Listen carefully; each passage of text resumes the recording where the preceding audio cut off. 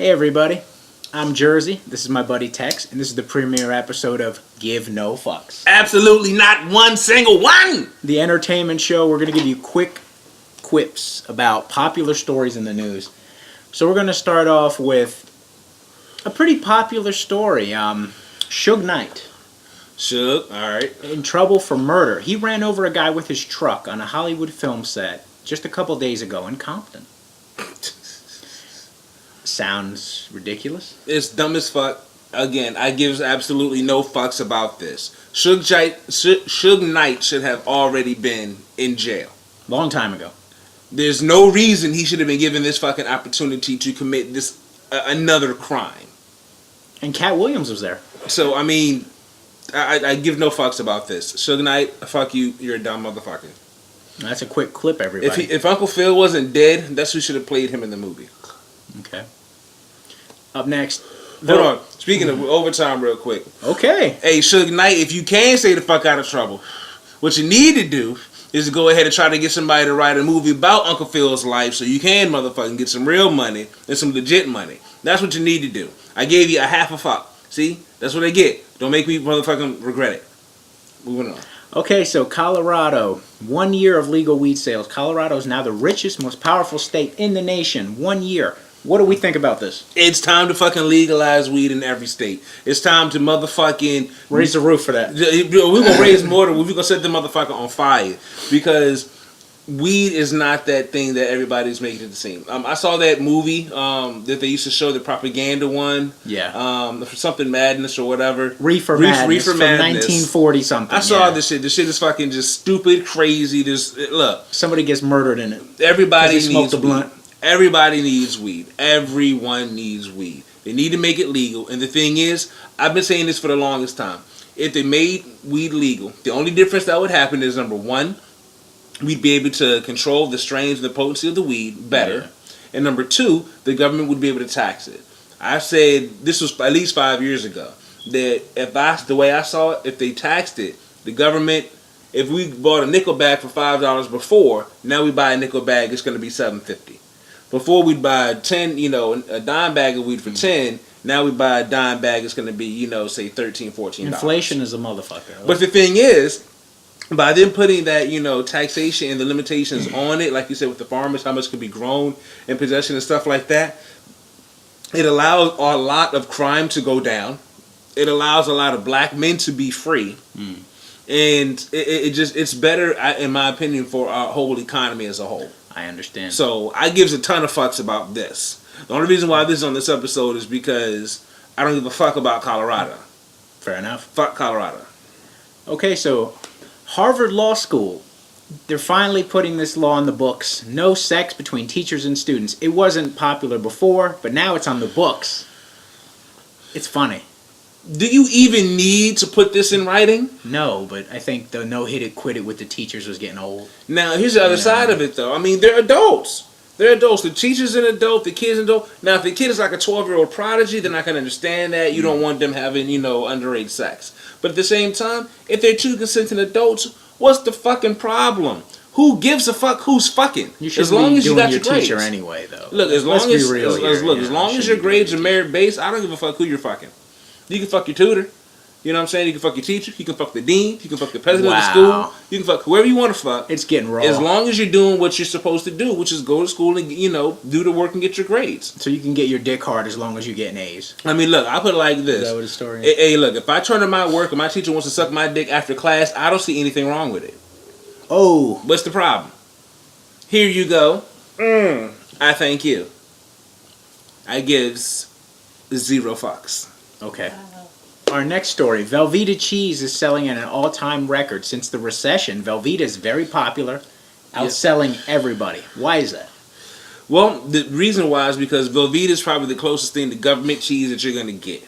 I didn't say that. It comes in that block. Of course you didn't say it, but I said it, though, and it's fine, though. Now, I've never eaten government cheese, and that's fine. I haven't either. But, because the thing is, well, here's the thing. They used to give out government cheese, but, in my time frame, number one, as a child, we didn't get food stamps, so I didn't, eat government cheese. And by the time that I actually was old enough to even receive food stamps or anything like that, they had actually stopped giving out the government cheese. So, I've never had it. But What I can say is that from what I have seen and heard of government cheese, Velveeta's that shit. You know what I'm saying? That motherfucker's like crack. That motherfucker, it takes forever for it to go bad. You can use it on grilled cheese. It's perfect for nachos. It is an all-around cheese substitute that you can use for everything. Of course it's going to go up in sales. If they had an imitation milk that was out there right now, please believe it'd be going through the roof. I could go for some shells and cheese right now. Oh, shells and cheese, please believe. There we go. So, dragons may be real. In our next story, there was a 50-foot dinosaur found, new species in China, that looks like a dragon. Okay. Sounds fun. I can go ahead and tell you right now, yes, dragons are real. See this right here? This is the Japanese symbol for dragon right here. In live and full effect, the motherfuckers are real. Them shits is serious. Please believe it. You need to understand. Oh yeah, dragons? Yeah, just because you haven't seen some shit doesn't mean that it's not real. Man, now, we have to look at the understanding that people have, the mythology of dragons, you know, fire-breathing, flying creatures and stuff like that. If we can have pterodactyls, why can't we have dragons? If we can have dinosaurs, why can't we have dragons? You have some animals that create stuff in their stomach so that when the gases mix, you know, odd things happen and chemical reactions occur and shit. I believe it's possible. I'm a dragon. I believe that there's others out there just like myself.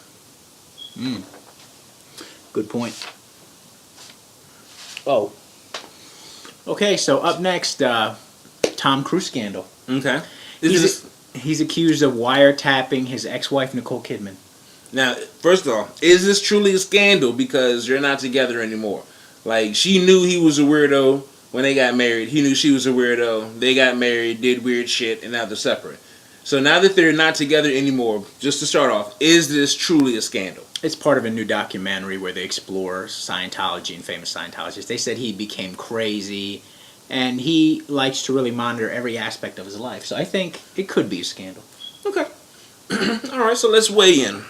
For the record, We're going in overtime? I'll go ahead and give this 2 fucks. 2 fucks up. Yeah. Here's the thing. I don't want to get killed in my sleep, so I don't want to piss off any Scientologists here. Neither do I. They're crazy. I'm moving to Florida. Let's just go ahead and just weigh in just a little bit, though. I really don't know anything about their religion, anything at all. Nothing about, you know, flying robots or, you know, dead chickens, none of that. I haven't heard anything weird or anything, you know, crazy about their religion. Yes. Now, here's what I do know. That apparently a lot of celebrities are Scientologists. Tom Cruise, Travolta, L. Ron Hubbard was apparently like, you know, the guru for the whole Scientology and everything. Science fiction writer. Okay. So, I don't really know what basis it has, but I'm not going to discredit it. Here's what I will say. When you're a celebrity, I'm pretty sure that you are worried that a lot of people are going to, you know, try to fuck you over, even the people that are close to you.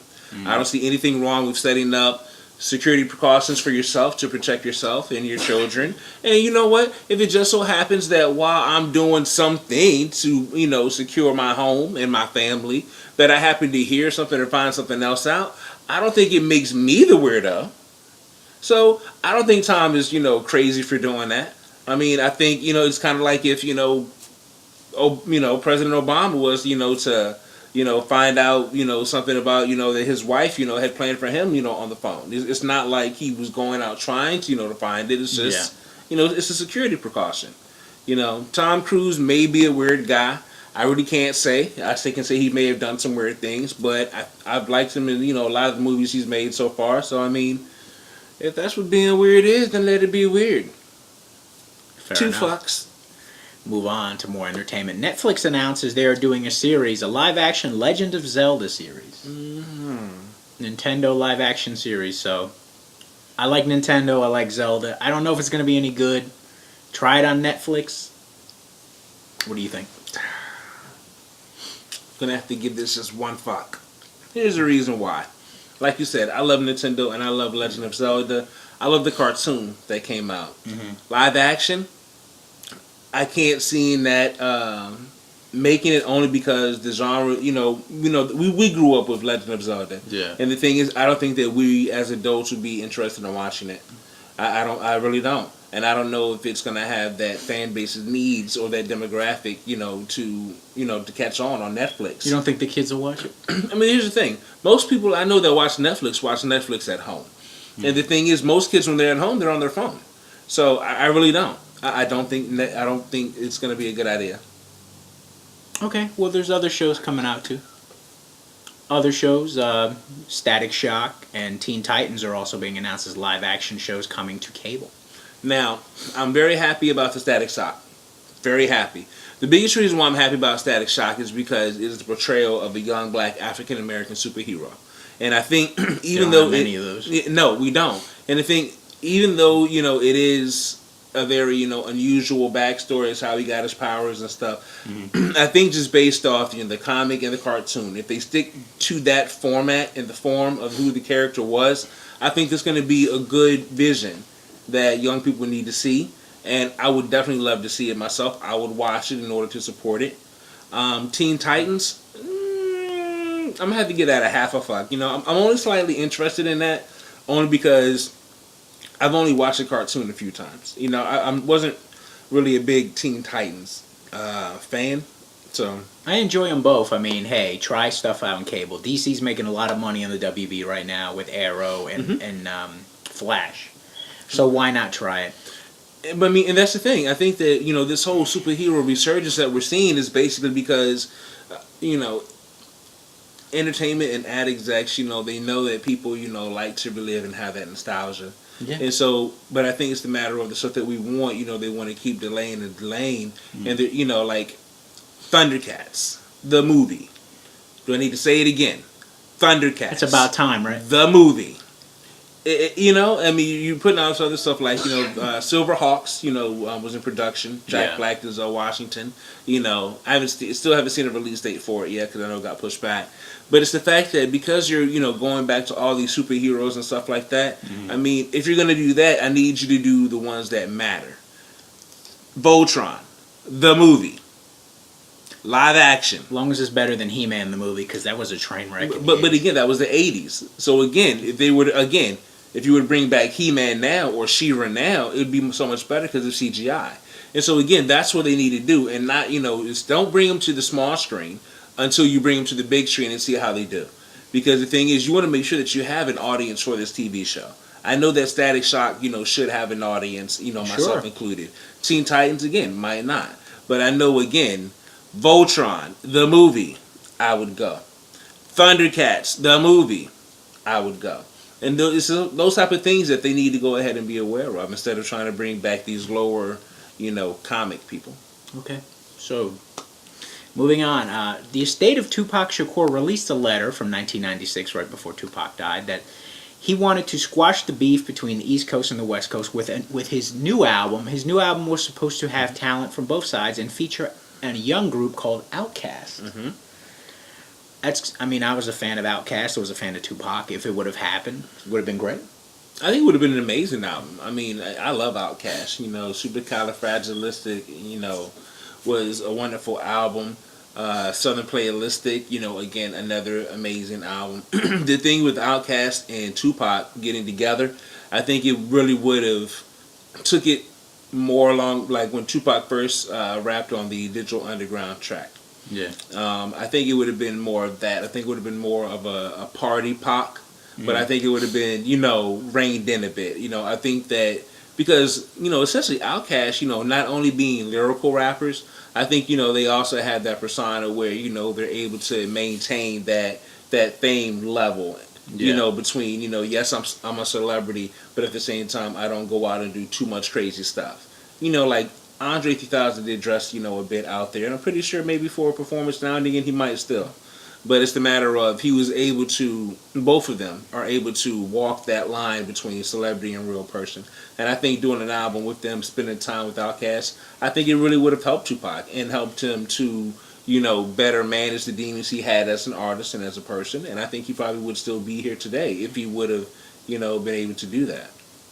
Also with production, from a lot of, the Northern cast, like I believe RZA was looked at as one of the producers on there. But even if anybody, it's the fact of just getting away from the people he was dealing with in that whole thug life, mentality that he was trying to live up to, Well, he was still going to have E40 and Scarface on it, so still have a little bit of that. Well, you have to think about it though. I mean, Scarface, is again, he's that again a lyrical and that visual rapper where he's able to go ahead and to rap and to put you into these minds, these mind frames and these situations. But the thing is, Scarface never rapped about making it cool to do these things. I'm saying? It was more he was telling you the story.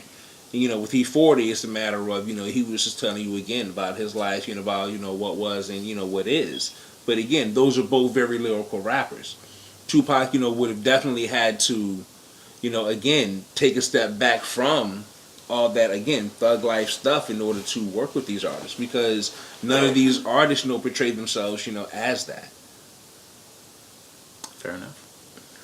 So we're going to end with some new segments. Okay. And the segment I like to call Douchebag of the Week. So, and it's not me for once. As we say in Jersey, let me break it off. I'm your boy Joey Bag of Donuts, and this is Douchebag of the Week. The Douchebag of the Week is a Mighty Morphin Power Ranger. Robert Medina Jr. is accused of murder. He stabbed his roommate over a broad. He is the Douchebag of the Week. Douchebag of the Week. That's with the capital D. Capital D. You don't stab your best friend over a broad. And with a sword. I think he took his work a little too seriously as a Power Ranger and he wanted to fucking off the broad or the dude. I don't know. It's just a fucked up situation when you look at it all in all. I mean, Definitely. You never stab your bro over a hoe with a sword. It's just bad form. It's just not right. That's not right. It's not right at all. The other segment we're going to is a new segment for our buddy Tex. This is also a new segment we're going to get into. And this is called Texas 10-second 10 cent. Now, this 10 seconds that I'm about to dedicate goes out to the young lady out in Africa who poured acid on her boyfriend's genitalia after discovering a hidden sex tape. Praise the Lord. Praise the Lord. Praise the Lord. Now let me tell you one thing right here, Missy. It is never right, never not once, no way, no how, no way to mess with a man's genitalia. No matter what the situation or the case may be. Can you imagine, for whatever the case, if he were to just cut off half of your face? Like if that were your punishment, if the court just said, we find you guilty, we're going to cut off half of your face, and we're going to send you out into the world. Can you imagine? Because that's what a penis is to a man. It's not only part of our identity, but it's a physical encapsulation of our moral manlyhood. It's the other half of us. It's just so wrong. What is a yin without a yang? Do you feel me? Do you understand what I'm saying to you? I need you to understand. Even though this is more than 10 seconds. That's okay. It was great. This woman needs to be put to death. I don't know about all that. No, see, what you need to understand here, Jersey, what you need to understand here. Lorena Bobbitt started this mess back when she cut off John Bobbitt's pecker. Now, when she cut it off and she went ahead and took it for the joyride and she threw it out the window, everybody thought it was cool because they found that it reattached it. But the problem was, it's not the fact that you found it and reattached it. It's the fact of what removed it in the first place. People need to understand that if a man were to go and cut off a woman's nipples so that she was not able to continue to be able to breastfeed, it's a serious problem and function of life. And that's what happens when you cut off or you mess with a man's penis. That's what happens.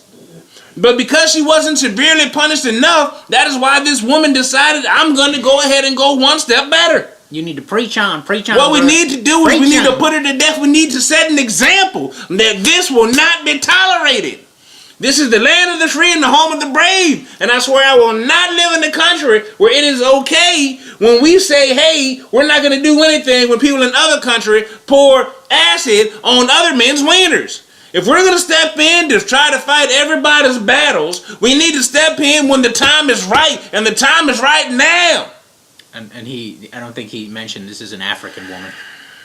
It doesn't matter. If we decide we want to go over to Liberia and Syria and Siberia and Iraq and Irania and Tasmania and all these other places to try to help all these miscegenation peoples, we want to help everybody because they didn't read good or because they don't got fresh water. That's fine. Well, I'm going to go ahead and donate my 22 cents a day to help little Umfufu read, and I'm going to help little Kaka learn how so he can, get some clean water. But here's my thing. If I'm going to do that, what I'm going to need you to do is do the right thing. And if I'm sending money over to Africa so these kids can get schools and learn how to read, they need to get some morals and they need to get some ethics. That's what America's building stands for. So if you're going to go ahead and try to stop the process of mankind, then you need to be put to death. Well, preach on, brother, preach. Death. Praise the Lord, he's telling the truth. Well, we'd like to thank you all for watching this week. If that wasn't too over the top for you, I don't know what to tell you, but hey, you get your dick burned off and you're going to be pretty mad. I mean, I'd be pretty fucking mad myself. I mean, I can tell you now, like, if I survive that, please, I don't advocate putting my hands on women, but please believe, like, she would be the first woman in line for an ass whooping if she were to do that to me. Provided I could walk. If I couldn't walk, I couldn't really kick ass, but I'd be punching the fuck out of her, I tell you that. Battery acid and genitals, and who comes up with it? It sounds like a science fiction picture. And here's my thing. I mean, I of course I don't know the whole story, but was the video her or was it someone else? Because I can see maybe you getting that mad if it was someone else, but like, was it her? It was her. I think he put it on the internet or something. Oh, that's interesting. Oh, you know what? We'll talk about it another time. Until next time, folks, we want you to tune in. I'm your boy Tex. I'm your boy Jersey. And until next time, this has been Give No Fucks. 0. All right.